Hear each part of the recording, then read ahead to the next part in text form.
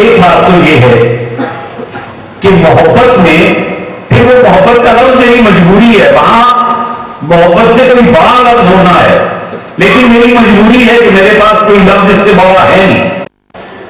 محبت کو مولانا روم نے جب بیان کیا تو مولانا روم یہ کہتے ہیں کہ محبت کی ایک اسٹیج یہ ہے کہ تو من شدی، تو میں ہو جا، من تو شدی، من تو شدہ، میں تو ہو جاتا ہوں، تو من شدی، من تو شدہ، من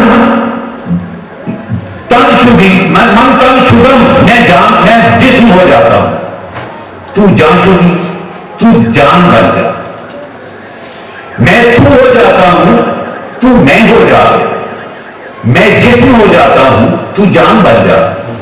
کیوں؟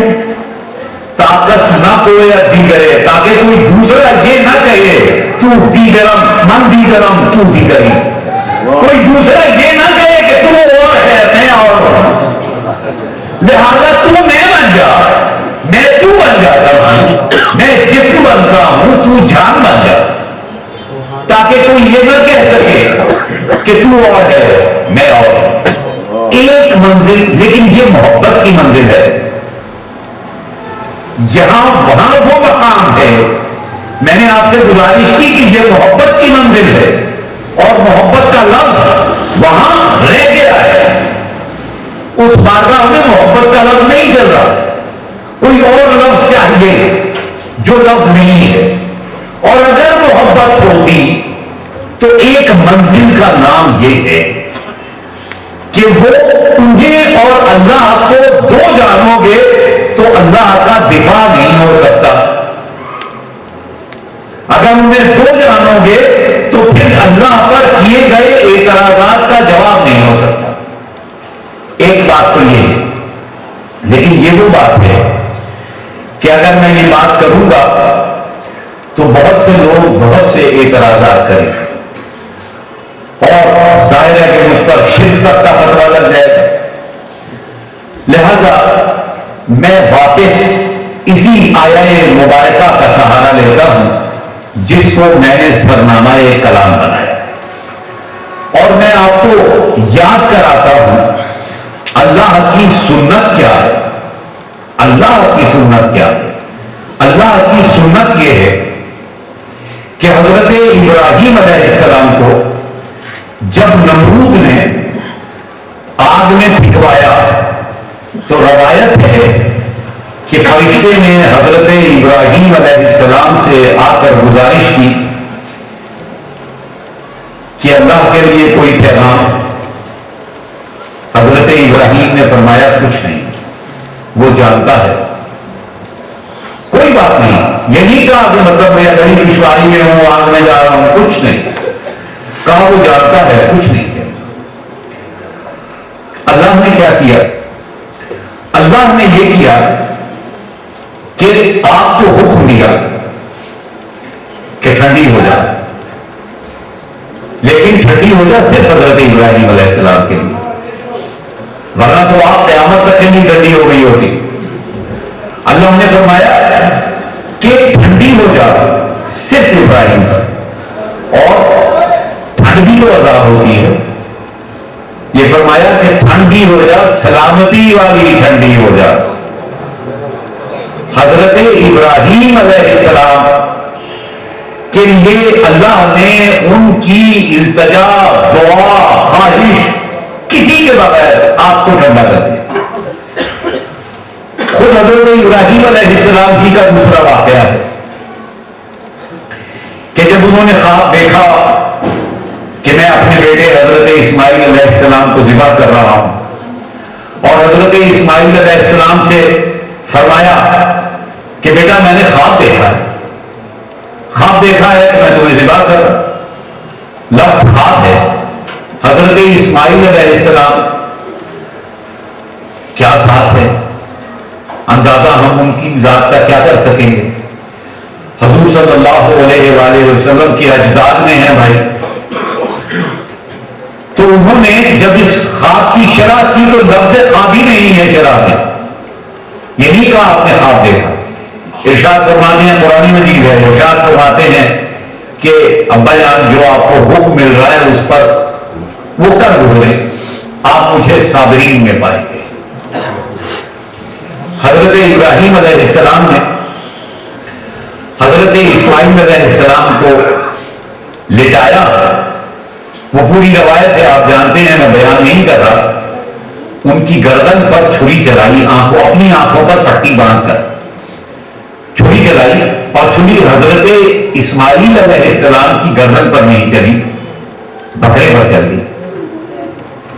بکرا ذبح ہو گیا. قرآن کی آیت آ گئی کہ سلام ہو ابراہیم پر کہ تم نے اپنے خواب کو بھی سچا کر دیا، اور ہم نے اس قربانی کو آخری امت کے لیے اٹھا رکھا ہے. قرآن مجید میں آ گیا. تو اگر اللہ تبارک و تعالی حضرت ابراہیم علیہ السلام، حضرت اسماعیل علیہ السلام کے لیے یہ سب کچھ کر سکتا ہے تو کربلا میں کیا مجبور ہے؟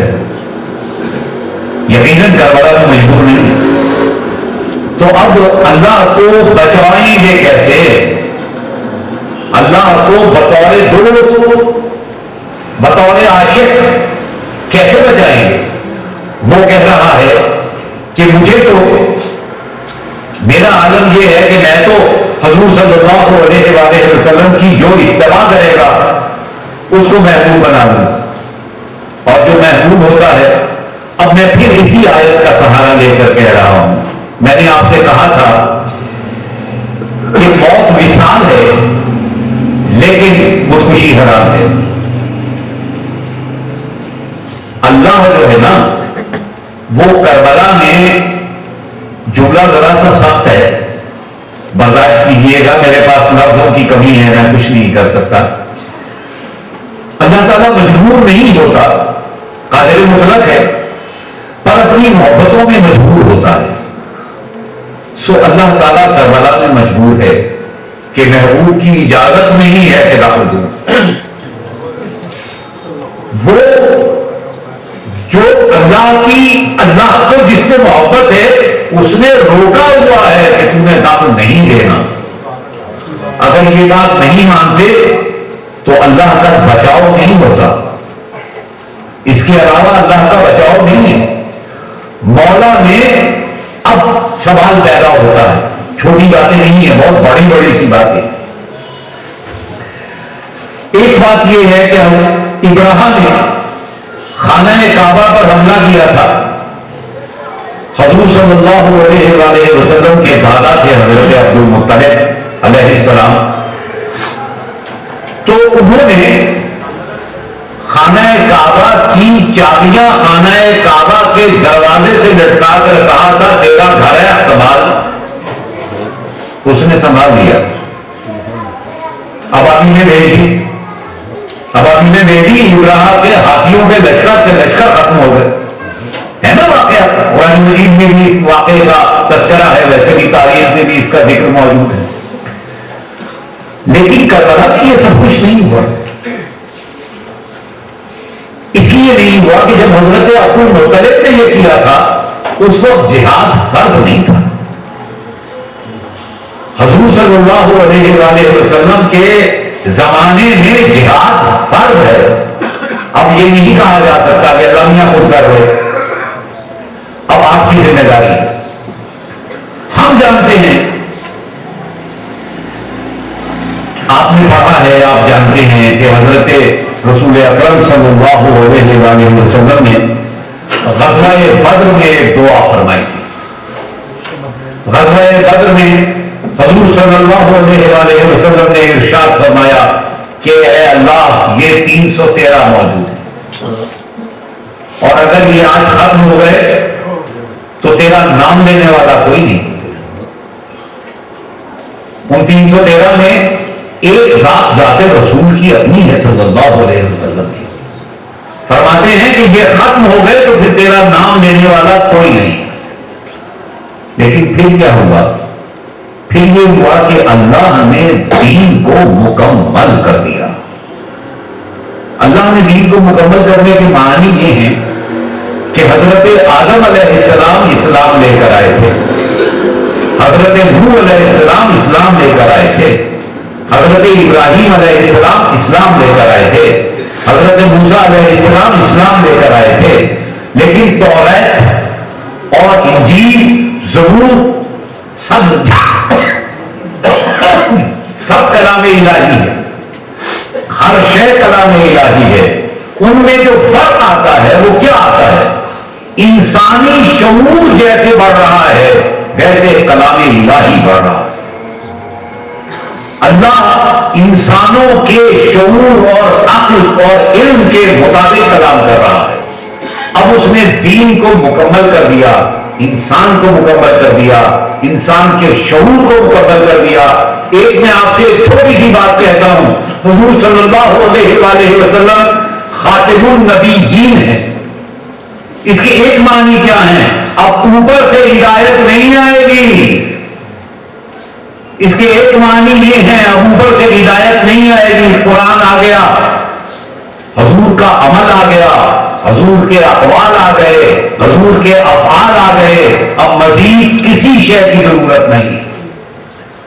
اور جب کسی شے کی ضرورت نہیں ہے تو پھر وہ جو اللہ سے مدد مانگی تھی بدل میں، اس کی بھی ضرورت نہیں ہے۔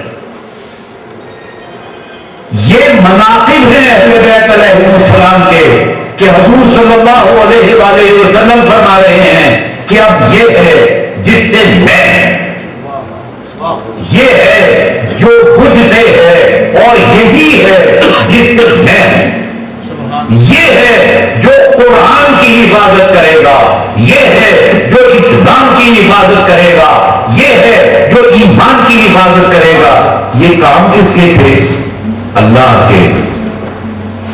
قرآن کی حفاظت کس کا کام ہے؟ اللہ کا۔ کر کون رہا ہے کربلا میں؟ ایسے ہی تو نہیں فرمایا تھا کہ میرے اہل بیت جو ہے وہ سفینہ نوح کی طرح ہے، جو بیٹھے گا وہ بچے گا، جو نہیں بیٹھے گا ہلاک ہو جائے گا۔ یہ مناقب ہیں، یہ اہل بیت اطہار کے مناقب ہیں۔ حضور صلی اللہ علیہ وآلہ وسلم کو اپنے خون پر، اپنی تربیت پر ناز ہے، جانتے ہیں کہ یہ کام یہ کر سکتے ہیں، جانتے ہیں کہ یہ کام یہ کر سکتے ہیں۔ مجھے تو ایسے خیال آتا ہے جب اللہ نے حضرت آدم علیہ السلام کو خلق کیا اور کہتے ہیں کہ حضرت آدم علیہ السلام کی پیشانی میں نور محمدی ہے صلی اللہ علیہ وآلہ وسلم، اس نور محمدی کے لیے اللہ نے فرمایا فرشتوں سے کہ اسے سجدہ کرو، اور ایک نے انکار کیا، وہ ابلیس تھا۔ اس نے انکار اللہ کی خلاقیت سے نہیں کیا، اللہ کی وحدانیت سے نہیں کیا، اس نے انکار کس سے کیا؟ آدم سے کیا۔ اس نے انکار کس سے کیا؟ حضور صلی اللہ علیہ وآلہ وسلم کے نور کو سجدہ کرنے سے انکار کیا۔ لیکن اللہ نے کیا کیا؟ اللہ نے یہ کیا کہ اسے کھلی چھٹی دے دی۔ سنت الہی کیا ہے؟ دشمن کو کھلی چھٹی دے دو کہ تو جو کر سکتا ہے کر لے، تجھے کھلی چھٹی ہے، تجھے طاقت ہے، تجھے اختیار ہے، تجھے عمر بھی دے دی، سب کچھ دے دیا، تو کر جو کر سکتا ہے۔ یہ سنت الہی ہے، یہ امام حسین علیہ السلام نے کربلا میں کیا ہے، اپنے دشمن کو کھلی چھٹی دے دی ہے۔ یہ تیرا اختیار، یہ تیری دولت، یہ تیری قدرت، یہ سارا کچھ، اور میرے پاس کچھ نہیں۔ جو ہے اس سے بھی بچنا چاہ رہے ہیں، اور اس سے بچنا چاہ رہے ہیں کہ وہ جانتے ہیں کہ وہ اکیلے بھی کافی ہیں، اور وہ جو ساتھی ان کے ہیں، سلام ہے ان ساتھیوں پر جنہوں نے اس وقت میں، اس مشکل وقت میں مولا کا ساتھ دیا ہے۔ کیا عظیم لوگ ہیں، کیا عظیم لوگ ہیں۔ ان کے ناموں پر ہماری جامع نثار ہے کہ جنہوں نے اس عالم میں مولا کا ساتھ دیا ہے جہاں موت کے سوا کوئی شے نظر نہیں آتی، صرف موت ہے۔ اور یہی امام عالی مقام کے مناقب ہیں، یہی امام عالی مقام کے مصائب ہیں۔ یہ مناقب اور مصائب مجھے ظاہر آج شب عاشور ہے اور مجھے بیان تو مصائب ہی کرنے ہیں، لیکن میری یہ خواہش ہوگی کہ گریہ بہت بڑی چیز ہے۔ شاید جتنا اجر یاد حسین میں رونے کا ہے اتنا اجر کسی اور عبادت کا نہیں ہے۔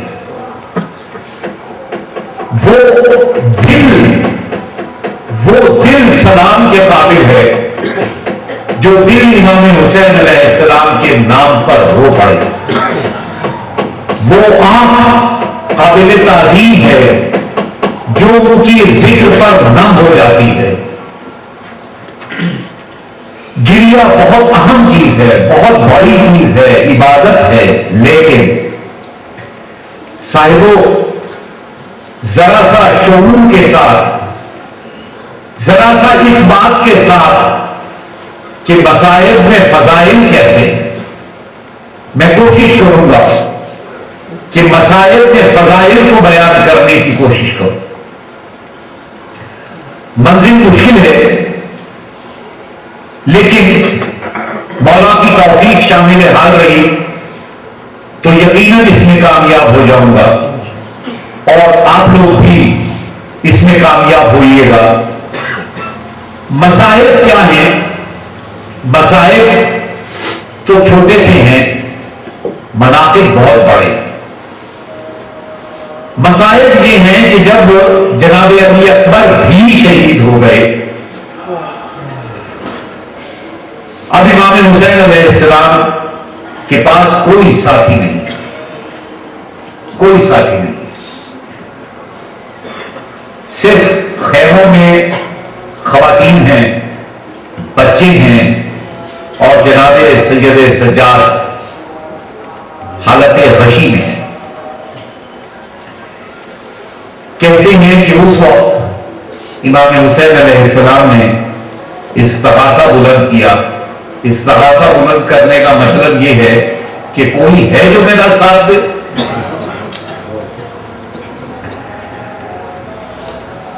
جب مولا نے یہ آواز بلند فرمائی تو خیمے سے رونے کی آواز آئی۔ مولا خیمے میں گئے، پوچھا تو پتا چلا کہ مولا کے اس ارشاد پر مولا کے سب سے چھوٹے صاحبزادے جن کی عمر 6 مہینے ہے، انہوں نے اس آواز کو سنا، سمجھا، عمل کیا اور اپنے آپ کو جھولے سے گرا لیا۔ اور مولا حسین علیہ السلام نے جناب علی اصغر کی صدا کو سمجھا، اس کلام کو جانا اور انہیں ہاتھوں میں اٹھایا اور مقتل کی طرف آیا۔ اور اس وقت جناب امام حسین علیہ السلام نے ارشاد فرمایا کہ تمہاری جو دشمنی ہے وہ مجھ سے ہے، اس 6 مہینے کے بچے نے تمہارا کوئی قصور نہیں کیا،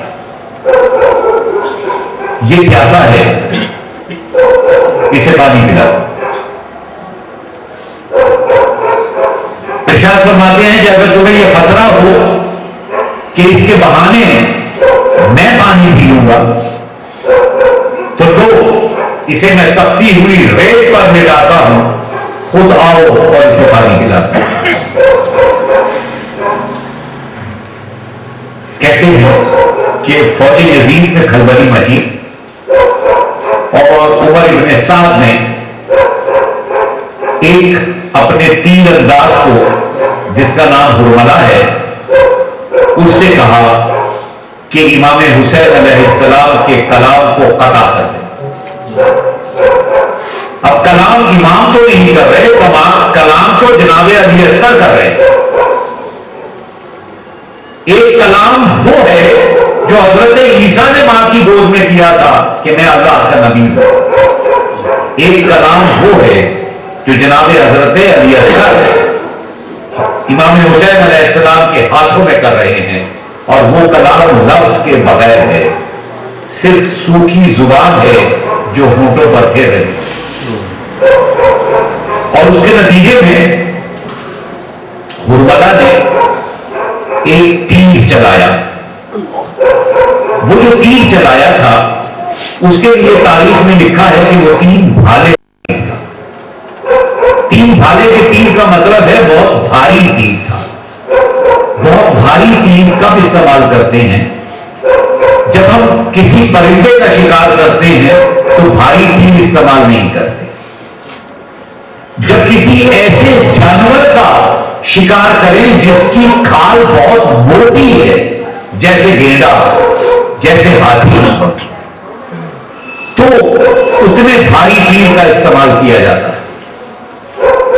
تو جناب علی اصغر کی گردن پر وہ تیر لگا، اور وہ اتنی زور سے لگا کہ کتابوں میں لکھا ہے کہ جناب علی اصغر امام حسین علیہ السلام کی ہاتھوں پر منقلب ہو۔ یہ مسائل ہے، فضائل دیکھیے، اسی واقعے میں فضائل دیکھیے۔ اتنا موٹا تیر ہے اور نشانہ اتنی سی گردن ہے۔ اگر تیر گردن پر لگ رہا ہے تو اس کے ایک معنی یہ ہیں کہ نہ امام حسین علیہ السلام کے قدم لرز رہے ہیں، نہ ہاتھ میں جنبش ہے۔ ایک معنی یہ ہے، اگر ہاتھوں میں جنبش ہوتی تو تیر خطا ہو جاتا، اگر قدموں میں لرزش ہوتی تو تیر خطا ہو جاتا۔ تیر کا اپنے مقام پر لگ جانا اس بات کی دلیل ہے کہ نہ پائے استقامت میں تزلزل ہے، نہ ہاتھوں میں کبکباہٹ ہے، اور یہ وہ قربانی ہے جو امام علی مقام اپنے سے پہلے آخری قربانی پیش کر رہے ہیں۔ دیکھیں ہیں مسائل، دیکھیں ہیں مسائل ہے نا اکٹھے۔ اور جناب امام حسین علیہ السلام نے اس روز ذوالفقار سے وہ کام لیا ہے، جیسے میں کہتا ہوں نا کہ مولا عباس سے کیا کام لیا، لڑنے کی اجازت نہیں۔ تو ذوالفقار وہ تلوار ہے جس کی مثال کائنات میں دوسری نہیں ہے، حضور صلی اللہ علیہ وآلہ وسلم کی عطا کی ہوئی تلوار۔ اس تلوار سے وہ کام لیا کہ اگر ذوالفقار کی زبان ہوگی، اگر ذوالفقار کی آنکھیں ہوگی تو خون کے آنسو روئے ہوگی، اور اگر اس کی زبان ہوتی تو اس نے گریہ کیا ہوگا۔ وہ ذوالفقار جو کافروں کے گردن کاٹنے کی عادی ہے، اس ذوالفقار سے اس ریت میں ایک چھوٹی سی قبر ہوتی ہے مولا، اور وہ قبر کھود کر اس میں جناب علی اصغر کو لٹایا ہے، اور اس کے بعد دامن جھاڑ کر کھڑے ہو گئے، اور امام حسین علیہ السلام